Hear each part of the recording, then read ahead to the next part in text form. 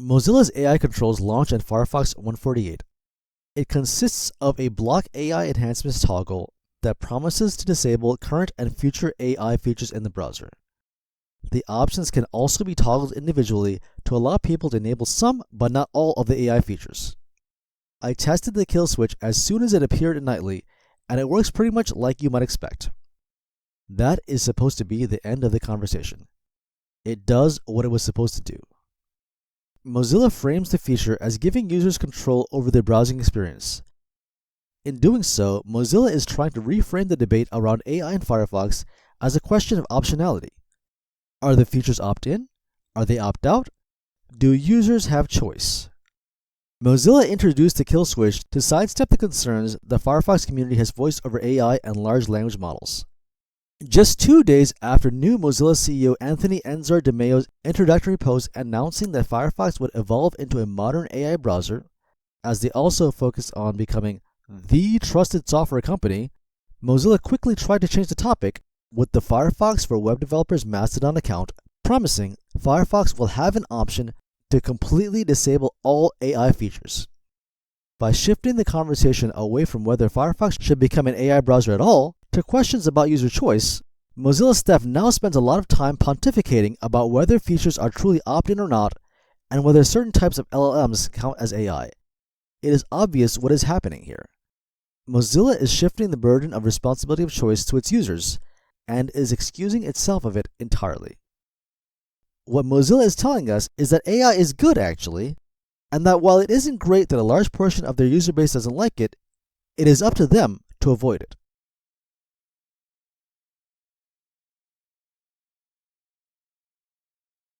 As part of the community outreach around the kill switch, Mozilla staff surveyed the Mastodon community, asking whether translation features in Firefox ought to be affected by the kill switch. Mozilla staff said that the on-device translation models shipped in Firefox were trained on open data, and 49% of voters responded that Firefox should allow users to re-enable translations even if other AI features were disabled. It's easy to understand the rationale here. If you know about how the big tech AI models are made, you know that they are built on large-scale piracy. Big tech companies have gone out and copied as much content as they can get their hands on, legally or illegally, and it's mostly illegally. By saying that the translation models are trained on open data, Mozilla is in effect saying that this is good AI, not the AI that is built on piracy. In just one recent example, Claude owner Anthropic recently agreed to pay $1.5 billion to settle a lawsuit over their piracy of books. Incidentally, Anthropic is also one of the vendors featured in Firefox's AI chatbot feature. To Mozilla fans and staff, the concerns are real and known, so Mozilla is taking people's concerns seriously when they engage in both the kill switch and in conversations about the ethics of LLM piracy. Right? That would be accurate if it were true that Mozilla's translation models were trained on open data. Given how Mozilla has been talking up open source AI, it would make sense if Mozilla was practicing what it preached. The amount of value we can create can be breathtaking. And that's a future we can choose, one where we do own what we build, where open source AI becomes the default. But it is not inevitable. We need to choose it. And there's two choices we need to make. One is choose open source AI when you're building things, if you're a developer. Invest in companies that are building on open source AI or that are building part of this open source AI stack if you're an investor. And as I said a moment ago, if you're a government, get real about tech sovereignty. You can only do it if you have open source underneath. And if you want it in AI, it means open source AI. And then there's one other choice we all need to make. And that is really to band together if we want this future. And the thing I would just say to all of you, if you want this future, join us. Thanks very much. After all, Mozilla is the same company that garnered community contributions for Common Voice. Common Voice is an open source data set of speech data of over 130 languages, all contributed by members of the community, including myself. That data is available to download on Mozilla's Data Collective. Given that history, I first looked at Mozilla's data collective to find the open data that Mozilla staff was referring to. I wasn't able to find it, so I looked closer at the public docs for translations. Mozilla states that they use Opus as their main resource for translation datasets. A quick look at the Opus corpora reveals that most of the datasets are not permissively licensed. Instead, they are scraped from copyrighted web sources, exactly like the big tech companies. Why is Mozilla claiming that their models are open when they know that they aren't? It isn't as if Mozilla doesn't know that open data exists. They actually host a repository of it.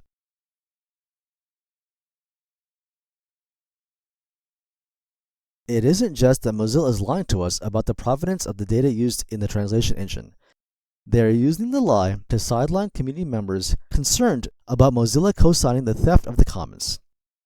Mozilla says that there is uncertainty about whether the translation engine is AI, as if people are having a discussion about semantics. They seem to imagine that people don't like AI because of what it's called, not because of how it works. In their post, Mozilla specifically says that the translation engine is trained on open data. The lie detector test determined that was a lie. They then use this lie to convince people that Mozilla is somehow doing good AI, like they're promoting elsewhere. This isn't the bad, pirated AI. This is good, homegrown AI. Mozilla is saying, hey, if you hate AI so much that even pure and good and optional AI isn't good enough for you, we'll let you disable it. We don't really understand why you'd want to do that, since it's clearly so good, but we'll let you opt out anyway. The implication here is that the AI kill switch exists to protect the sensibilities of whiny Luddites, rather than to distract from Mozilla's own failings. When people later pointed out that Mozilla's translation models don't qualify as open data, Mozilla apologized, but said that they don't think it impacts the results. Right. With the AI kill switch, Mozilla is attempting to reframe the debate on AI as a question of user choice, rather than a positive vision of Mozilla's space in the industry. While Mozilla has long claimed to help people break free from big tech, their latest moves have the company joining with big tech to work against their community. While features like AI-powered tab grouping and link previews might have limited utility, their uselessness helps to limit the damage they do to the browser and the broader web ecosystem. On the other hand, AI-powered assistive image descriptions and translations are features that are useful to at least some segment of the user base. But their usefulness are born from the fact that they are reliant on pirated datasets. The model for Firefox's AI-powered image description generator was partially trained by OpenAI's GPT-4, which itself is trained on pirated datasets. Mozilla Translations is also trained on non-public domain datasets. The fact that LLMs based on pirated datasets are useful is not an accident or surprising. It would have been commendable if Mozilla had managed to train new translation models without needing to steal from the commons like big tech has. By obfuscating the source of the training data and shipping Mozilla products, Mozilla is trying to convince ordinary people to support the theft of the commons. After all, it's useful. And are people really against accessibility improvements? The problem is, Mozilla isn't being upfront about what's going on. Mozilla is speaking out of both sides of its mouth. It's talking about how important it is to own your own stack in the world of proprietary AI, even as they themselves partake in the same piracy being practiced by the proprietary vendors. Yes, Mozilla started their data collective, and I've personally contributed to Common Voice. But when it comes to Firefox, their flagship product, they're willing to ship closed AI. That is the debate that Mozilla is trying to avoid. In their post detailing their strategy on open source AI, Mozilla harkens back to 25 years ago in describing what we did for the web. 25 years ago, Microsoft Internet Explorer controlled 95% of the browser market, which meant Microsoft controlled how most people experienced the internet and who could build on what terms. Mozilla was born to change this, and Firefox succeeded beyond what most people thought possible, dropping Internet Explorer's market share to 55% in just a few years and ushering in the Web 2.0 era. Back then, Mozilla was formed on the ashes of Netscape, and what Mozilla did for the web was to fund a free, open-source web browser that served as real competition to the big tech companies of the era. In trying to claim the mantle of leading a rebel alliance to take on proprietary AI, Mozilla is hoping that we ignore that Firefox itself is becoming infected with big tech AI, even as they pour money into projects destined for failure. It would mean something if Mozilla was actually building what they were claiming to build. In the past, Mozilla built Firefox as a competitor to Microsoft's Internet Explorer. Today, Mozilla ships with chatbot integrations with multiple proprietary big tech AI providers, including the Microsoft-partnered OpenAI. Mozilla's $1.4 billion investment in OpenAI is not in Firefox. Mozilla is instead investing in other companies to do what Mozilla itself doesn't seem equipped to do. Mozilla itself will be partnering directly with big tech companies and partaking in piracy when it builds its own AI products. Mozilla seems to believe that by simply reminding the industry that it wants to do great things, that we will be convinced that everything that Mozilla is doing around AI is part of the same tradition. Unfortunately, it isn't. We should have seen this coming even before the announcement from Mozilla's new CEO. A few months ago, Mozilla began to overwrite voluntary contributions on Support Mozilla with slop from Google's Gemini. That caused the Japanese translation group to disband, including the locale leader, who went by Marzef and had contributed edits to over 1,000 articles over 20 years. In case you thought Gemini was open source, it isn't. The UK-based Society of Authors wrote an open letter to Google upon the introduction of Gemini saying, "The Society of Authors was greatly concerned to hear that, at the launch of Gemini Pro, Google repeatedly refused to answer questions from reporters about how it collected Gemini's training data, where the training data came from, and whether any of it was licensed from a third party. Given the reportedly extensive infringement of copyright-protected works that took place to build existing large language models, this continued lack of transparency is alarming and leads us to assume that Google has used creators' work unlawfully and unfairly without consent or any kind of remuneration. Mozilla's moves represent a double betrayal. First, they reject the community's contributions to Sumo's knowledge base. Then, to add insult to injury, they reject the very idea of open source by implementing a closed source model based on stolen data. The message that Mozilla is sending when choosing to overwrite human contributions with stolen ones is that while Mozilla will gladly take your contributions, it is also willing to steal them. Some of you may be watching and saying, "So what? If you don't like it, just use the kill switch." That is clearly the response that Mozilla wants us to have, and why the kill switch exists.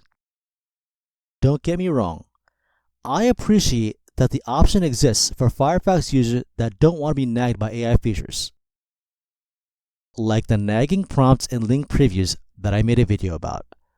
That doesn't change the fact that by partnering with pirating AI vendors, Mozilla helps to foreclose the introduction of the open source AI that they claim to care about. Imagine if, back in 2009, when Google introduced Chrome Frame, Mozilla rushed to integrate it in Firefox. If you don't remember what Chrome Frame was, it was a plugin for Internet Explorer that allowed you to run Chrome's engine in a tab. I'm here to tell you about Google Chrome Frame, a new plugin that brings open web technologies and Google Chrome's speedy rendering engine to Internet Explorer. We built Google Chrome Frame to help developers create rich, cutting-edge web apps. To get there, web developers need access to technologies like HTML5's Canvas tag and recent improvements in JavaScript performance. Some of those capabilities are not supported by Internet Explorer, especially its older versions. Developers still need to reach IE users, so they often invest lots of time and effort finding workarounds, or sometimes they limit the functionality of their apps. With Google Chrome Frame, developers can design and build the apps that users want. They can target Google Chrome's advanced HTML engine, its speedy V8 JavaScript runtime, and all the other open web technologies in Google Chrome. This allows them to build apps that are faster and more powerful. All of us on the team are excited about how much better the web can get. We've worked hard to make Google Chrome Frame simple, fast, and seamless while staying true to the spirit of the open web. Google Chrome Frame is an open source project, so try it out in your sites. Check out the code and let us know how it goes, so we can improve the web together. Mozilla could have told Firefox users that the introduction of Chrome Frame in Firefox proved how far Internet Explorer had fallen, and Mozilla could take advantage of the high-quality and open-source web engine that Google was building. Why bother investing in Gecko when Mozilla developers could instead work on user-facing features, leaving engine work to Google? That is the path that Opera and Microsoft have gone in recent years. Both have given up on developing their own web engines in order to instead develop browsers that rely on the work Google invests into Chromium. That relationship gives Google a whole lot of influence over the web platform, since their web platform is being shipped by multiple vendors, including other massive big tech companies. Why then did it make sense for Mozilla to continue to invest in Gecko? The obvious reason is that Gecko still exists, and since the majority of Gecko development is paid, it is Mozilla's continued investment that has granted web users with an option to browse the web that isn't fully owned by big tech. That isn't what's happening this time around. Perhaps Mozilla doesn't believe that they can build an open alternative to big tech AI, since they aren't even trying. Instead, they are doing what Opera, Microsoft, Vivaldi, and others are doing when they develop products on top of Chromium. They're putting a different face on the same big tech platform. Instead of building the open AI that they exhort others to join and invest in, and shipping it like they had with Gecko and Firefox 25 years ago, they are instead becoming just another distribution platform for the closed AI companies that they claim to be against. That isn't an exaggeration. One of the AI features that are disabled by the kill switch is the chatbot integration in Firefox's sidebar. The products featured here are Anthropic Claude, OpenAI ChatGPT, Google Gemini, LeChat Mistral, and Microsoft Copilot. None of these frontier models are open source. Not a single one. You are likely familiar with the concept of opportunity costs, the idea that by choosing one option, you lose out on the benefits of choosing an alternative option. The loss of the benefits is the cost you pay for not taking the alternative opportunity. We can think about this in the context of Chrome Frame. If Mozilla had integrated Chrome Frame, web developers may have more quickly decided to stop supporting both Internet Explorer and Firefox, since they could simply target Chrome and their sites would work on every browser that had Chrome Frame. Mozilla could have spent their resources on features to differentiate themselves from the competition, like what Microsoft and Vivaldi do today. There would be little point in integrating Chrome Frame if Mozilla continued to be interested in developing Gecko, so the cost the web would pay would likely be the eventual disappearance of Gecko. We might still have Firefox, but investing in Chrome Frame would likely mean disinvestment in Gecko. Mozilla investing $1.4 billion in non-Firefox AI projects, while also integrating closed-source big tech AI, is sending the signal that Mozilla isn't interested in developing an open-source AI, and instead is looking to get paid by big tech. Mozilla's pronouncements around AI are incredibly confusing if you take what they say at face value. Mozilla is telling us to not trust big tech AI and to not rent our models, all while they do exactly that. Mozilla doesn't have an instance of Gemini running on Mozilla servers overriding human contributions. They're paying Google to rent their model. Mozilla says that Mozilla translations are open source, but they are built exactly the same way that Google's models are built, scraping of copyrighted content without payment or permission. Mozilla says that they are building a rebel alliance to take on industry heavyweights, all while integrating them directly in the browser. In an interview with The Guardian, CEO Enzo Di Maio declined to be transparent about how much the partnerships with AI companies are worth to Mozilla. I'm not a betting man, but if I were, I'd guess that Mozilla is expecting to get back more than the $1.4 billion they're pouring into AI. Given that context, Mozilla's investment in the so-called Rebel Alliance seems more like the biblical concept of indulgences, a way to reduce the punishment from committed sins. Mozilla can partner with as many big tech companies that do as much damage to the world as they want, as long as they take some of that dirty cash and put it towards some meaningless quote-unquote good projects. It doesn't matter that the investment is unlikely to be fruitful. The point of the investment isn't to be successful. It is to forgive Mozilla for doing bad things. Mozilla wouldn't need to pour good money after bad around open source AI if they were actually implementing open AI solutions in-house. What seems to be happening instead is that they are partnering with the closed source big tech AI pirates and spending some of the proceeds to wash themselves clean of the stain of copyright theft. While Mozilla pitches the AI kill switch as an exercise in user choice, it reveals itself to be a Hobson's choice. Take it or leave it. If we accept that Firefox becoming an AI browser will necessarily mean that Mozilla will focus less on web platform or even browser features that don't rely on copyright infringement, users have no choice but to leave it.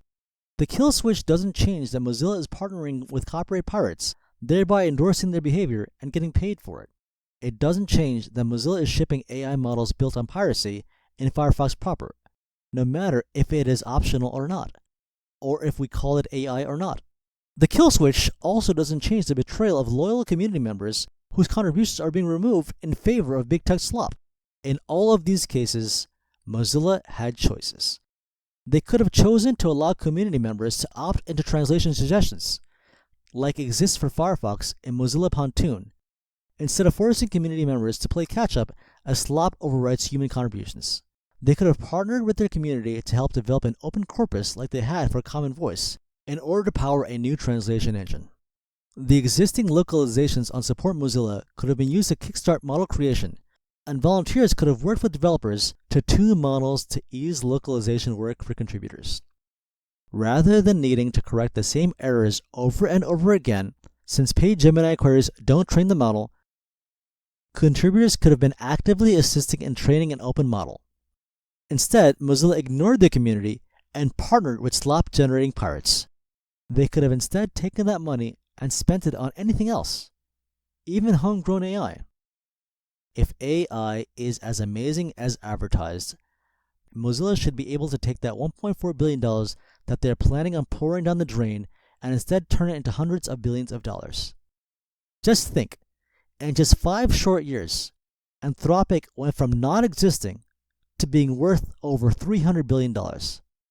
Is Mozilla taking home nearly that much money to secure its future, or is AI simply another way to sell the Firefox audience to big tech? The kill switch exists as a way to distract us from the larger questions surrounding AI in Firefox. By building it, Mozilla makes AI your responsibility. You choose to use it. Mozilla's agency never enters the picture. We aren't going to ask how much the AI companies are paying Mozilla for the privilege of advertising to Firefox users and gathering their data. We won't deign to question whether Mozilla shipping pirated models in Firefox is something we ought to be concerned about. Firefox users can disable it, so Mozilla is off the hook. AI products seem to generally serve as an accountability sink, a way to absorb or obscure the consequences of a decision such that no one can be held directly accountable for it. The AI kill switch is a fantastic example of an accountability sink, since by providing users with the option, the users are now the ones accountable. Mozilla can point to the switch and wash themselves of accountability and responsibility. Mozilla isn't responsible for your use of its AI. And that is the point. Thanks for watching the video. If you enjoyed the video, give it a like and subscribe for more. Thanks a ton, and have a great rest of your day.